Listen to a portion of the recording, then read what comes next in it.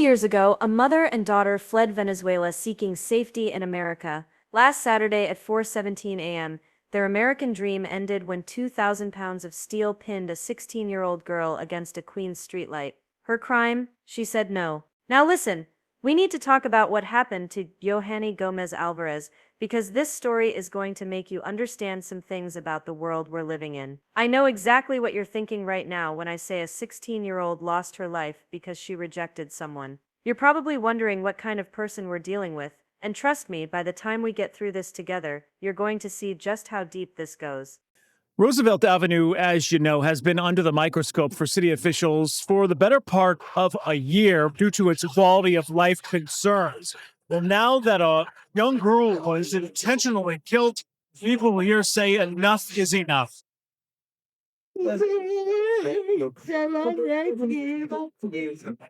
Unable to physically stand on her own, the mother of a 16-year-old sobbed on the ground where her little girl was killed. As a mother, my heart is really broken. The heartbreaking vigil playing out 2 days after Johanny Gomez Alvarez died along Roosevelt Avenue at 91st Street. Video shows who police say is the driver on a rampage, intentionally running the victim and her family down with his SUV.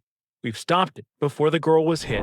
This case happened on Roosevelt Avenue in Elmhurst, Queens, and before we dive into what actually went down that Saturday morning, let me give you some background on who we're talking about here because the details matter. Johanny Gomez Alvarez was just 16 years old. Let that sink in for a second. 16. She came to New York City from Venezuela 3 years ago with her mother, looking for what so many families come here for.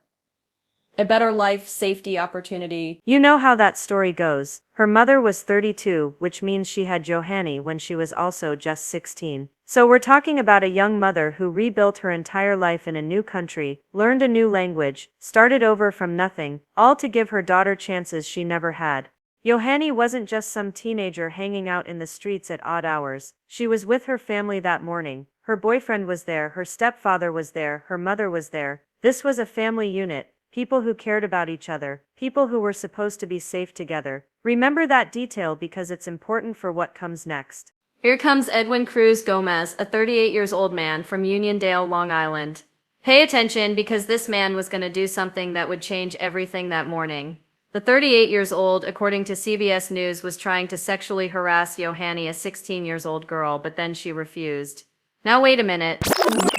This man was 38, approaching a 16-year-old girl. Let me put this in perspective for you because I know some people might not get how inappropriate this is. This man was old enough to be her father. He was literally older than her mother. Her mother is 32 and this man is 38. Think about that dynamic for a moment. Cruz Gomez was driving a 2009 Chevy Suburban with North Carolina plates. Now I want you to picture this vehicle because the size matters here. We're talking about a massive SUV, one of those vehicles that weighs over 2 tons. This isn't some little car we're dealing with. This is basically a weapon on wheels when someone decides to use it as one. Here's where the location becomes important. Roosevelt Avenue in Elmhurst, Queens has been under scrutiny for the better part of a year due to quality of life issues. This is an area that city officials know has problems, an area where late-night encounters can turn dangerous, where vulnerable people sometimes find themselves in situations they never should have been in. The community has been asking for more police presence, more safety measures, more protection. But as you're about to see, sometimes protection has to come from the people who are supposed to be protectors in the first place. Now, I need to paint you a picture of what 4:17 a.m. looks like on Roosevelt Avenue. This isn't prime time. This isn't when families are usually out and about. But here's the thing. Sometimes life doesn't happen on a schedule that makes everyone else comfortable. Sometimes families are coming home from somewhere. Sometimes they're heading to work. Sometimes they're just living their lives in ways that don't fit into other people's expectations of how they should move through the world. The surveillance footage from that morning tells a story that's going to stay with you. But before we get into what that video shows, I want you to understand who these people were before they became a headline. Johanny was described by people who knew her as pretty, cheerful, and well-loved. She had a boyfriend who cared about her, a stepfather who was protective of her, a mother who had sacrificed everything to bring her to America for a better life. This was a teenager who should have been worried about school, about her future, about normal teenage things. Instead, she encountered a 38-year-old man who felt entitled to her body, and when she didn't give it to him, he decided her life was forfeit. Now, Cruz Gomez wasn't just some random person having a bad night. The man was intoxicated. His level was nearly twice the legal limit. But here's what I need you to understand, and this is important. Being under the influence of alcohol doesn't suddenly create a behavior that wasn't already there. It just reveals it. It removes the filters that usually keep people from showing you who they really are. In New York State, the age of consent is 17. This man was literally propositioning someone who couldn't legally consent to what he was asking for. But even if she could, even if she was 25, even if she was 35, the answer was still no. And no should mean no, regardless of age, regardless of circumstances, regardless of how someone asks. We have some new information tonight in the hit and run that killed a teenage girl in Queens. Prosecutors say the suspect intentionally drove into the 16-year-old and her mother after he harassed them. This is new surveillance video from the crash early Saturday morning in Elmhurst. We are stopping the video before impact. Police say 38-year-old Edwin Cruz Gomez sexually propositioned 16-year-old Johanny Gomez Alvarez as she was walking on Roosevelt Avenue. Now, we're told the teen's boyfriend and her stepfather confronted Gomez before crossing the street, and that is when prosecutors say an intoxicated Gomez drove his SUV onto the sidewalk and pinned the girl against a pole. Gomez then attempted to flee but was arrested. He now faces several charges, including DWI and murder. This wasn't a dating situation gone wrong. This wasn't some miscommunication between people who knew each other. According to prosecutors, this was sexual propositioning. This was a grown man approaching a child and making inappropriate suggestions, reportedly offering money for sexual acts. This was predatory behavior from the very beginning. The family was walking down Roosevelt Avenue when Cruz Gomez, who was outside a bar with other people, started making crude comments toward Johanny. When she rejected his advances, when she made it clear she wasn't interested, he reportedly asked if she would change her mind if he paid her. Stop and think about that for a second. This man looked at a 16-year-old girl and saw someone he could purchase. That's when her boyfriend and stepfather stepped in. Now this is where people want to get into victim-blaming territory, talking about how maybe if they hadn't confronted him, things would have been different. Let me address that right now because this thinking is part of the problem. When a 38-year-old man is sexually harassing a 16-year-old girl in front of her family, the people who love her are supposed to step in. That's what family does. That's what people who care about you do. The confrontation that followed wasn't some random fight. This was family members protecting a child from an adult predator. Cruz Gomez got beaten in that fight, and according to witnesses, he looked drunk and disoriented afterward. The family, trying to de-escalate the situation, decided to walk away. They crossed the street, they were leaving, they were trying to remove themselves from the situation. But Cruz Gomez couldn't let it go. His ego couldn't handle being rejected by a teenager. His pride couldn't handle being confronted by people who told him his behavior was unacceptable. So he got up, put his shoe back on that had been knocked off during the fight, and got into his massive SUV. What happens next is captured on surveillance video. And when you see it, you're going to understand that what we're dealing with here isn't an accident. This is a calculated decision to use a vehicle as a weapon against people who had the audacity to tell him no. Now watch what happens next, because this surveillance footage is going to show you exactly what kind of person we're dealing with. Remember, this is after he's been beaten in the fight, after the family has walked away trying to de-escalate the situation, after they've crossed the street and are clearly leaving. But this man cannot let it go. His ego has been bruised, his sense of entitlement has been challenged, and he's about to show us what happens when someone like him doesn't get what he wants. The video stops before impact because we're not here to traumatize anybody, but what happens next is that Johanny Gomez Alvarez gets pinned against a utility pole. I'm sure I speak for me and thousands of others when I say there's no way to make sense of using a vehicle to harm people, especially a child, because you couldn't handle being told no. Well, an emotional night in Queens where the mother of a teenager run down by a drunken driver collapsed in grief. A 16-year-old Johanny Gomez Alvarez was intentionally run over, according to police. This happened minutes after a fight over lewd comments he'd made to the teenager. The force of impact was devastating. Johanny lost her life at the scene.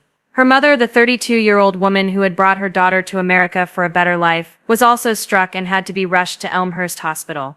Can you imagine? Can you imagine surviving everything it takes to flee your home country, rebuild your life, raise your child in a new place, only to have it destroyed by someone who felt entitled to your daughter's body?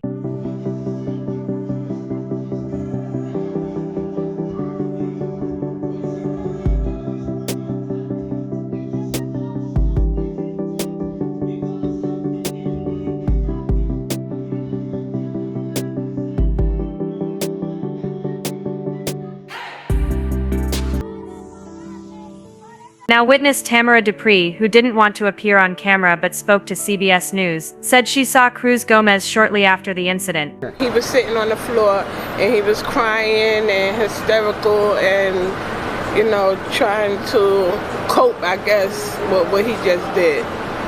And he did seem like he was intoxicated. The video then shows the driver in a 2009 Suburban with North Carolina plates back out with both driver's side doors open before going the wrong way down Benham Street and crashing into an unoccupied parked car. In a closer look, someone can be seen trying to stop the driver in his path before ending up on the pavement. But here's where this story takes a turn that's going to make you understand just how manipulative and calculated this man really is. When police arrived at the scene, Cruz Gomez didn't run. He didn't hide. He didn't try to flee the area. No, this man walked up to the officers and told them that he was the victim. Let that sink in for a moment. The man who had just deliberately driven his SUV into a 16-year-old girl and her mother looked at police officers and claimed that he was the one who had been wronged. Now I want you to picture this scene, because the details matter. Cruz Gomez approached the police with visible injuries from the earlier fight. There was still evidence on his face from where he had struck his head on the steering wheel during the impact. There was additional evidence on his hands. But instead of owning what he had done, instead of showing any remorse for taking a child's life, he tried to manipulate the narrative from the very beginning. According to reports, he initially told police that the family had attacked him, conveniently leaving out the part about him sexually propositioning a minor, conveniently leaving out the part about him getting into his vehicle and deliberately driving it into human beings. This is the behavior of someone who knows exactly what he is doing and thinks he's smart enough to get away with it. I know what you're thinking right now. How does someone have the audacity to claim victimhood after what he just did? But this is exactly the kind of manipulation that people like Cruz Gomez engage in. They create situations through their own inappropriate behavior, they escalate those situations through their own choices, and then they try to reframe themselves as the wronged party when there are consequences. The investigating officers weren't buying it though. The evidence was too clear, the surveillance footage was too obvious, and Cruz Gomez's blood alcohol level told its own story. He was nearly twice the legal limit. But remember what I said earlier, being under the influence doesn't create behavior, it reveals it. This man's true character was on full display that morning. Roosevelt Avenue near 91st and Benham Streets was closed throughout the entire day as police investigated the scene. People walking by were in shock looking at the damaged SUV and the utility pole that had also been damaged in the impact. Community members started gathering, trying to make sense of what had happened in their neighborhood. It's disgusting, really disgusting for someone that young. Friday, Saturday night, it's very bad around here. You don't go out past 4 o'clock. Police are still investigating what exactly led up to this. Roosevelt Avenue near 91st and Benham Streets was closed throughout the day as police investigated. Passers-by in shock looking at the SUV and utility pole it also damaged. That's not right. 16 years old. They still have their whole life ahead of it. Or, that's who gives the right to kill somebody? This Uber Eats driver saying he wants to see a more watchful eye in the neighborhood overnight. Especially at 4 a.m., they have to do more checkups because people get drunk and they get in the car and they go home. The 32-year-old woman who was also struck was taken to Elmhurst Hospital and is in stable condition. In Elmhurst, Queens, Christy Kalishian, CBS News, New York. The charges against Cruz Gomez started piling up, and they tell the story of just how serious this crime really was. He was charged with murder, not manslaughter, not vehicular homicide, but murder. Prosecutors determined that his actions were intentional, premeditated, and designed to cause harm. He was also charged with attempted murder for what he did to Johanny's mother, driving while intoxicated and leaving the scene of a crime. But here's what's really important to understand about those charges. The murder charge means that prosecutors believe Cruz Gomez intended to take Johanny's life when he drove onto that sidewalk. This wasn't a split-second decision that went too far. This wasn't an accident that happened because he was drunk. This was murder, plain and simple. Now, let's talk about the attempted murder charge for Johanny's mother, because this detail is crucial. Cruz Gomez didn't just accidentally hit two people. He deliberately targeted the family members who had dared to confront him about his inappropriate behavior toward their child. The mother, who had sacrificed everything to bring her daughter to America for safety, became a target because she was associated with someone who had rejected him. This level of entitlement and violence is exactly why women and girls can't just politely decline unwanted advances. This case is a perfect example of what can happen when women assert boundaries, when families protect their children, when people dare to say no to men who feel entitled to what they want. I know I'm speaking the minds of so many people when I say that. Cases like this force us to confront uncomfortable truths about the world we're living in.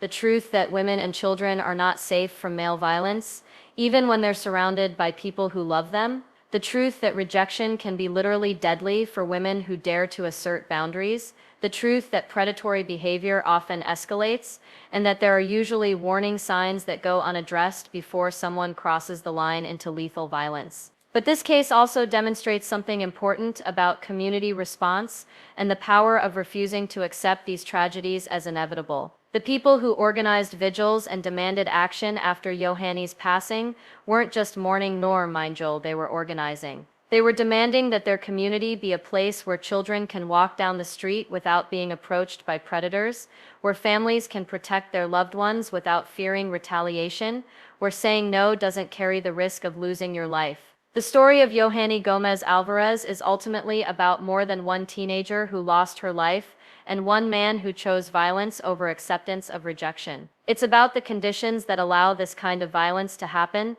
the systems that fail to prevent it, and the communities that are working to change both. Her memory deserves more than just grief and outrage. It deserves action, accountability, and the kind of systemic change that might prevent other families from experiencing this kind of devastating loss. The question isn't just how we get justice for Johanny, it's how we create a world where children like her can say no to inappropriate advances without fearing for their lives.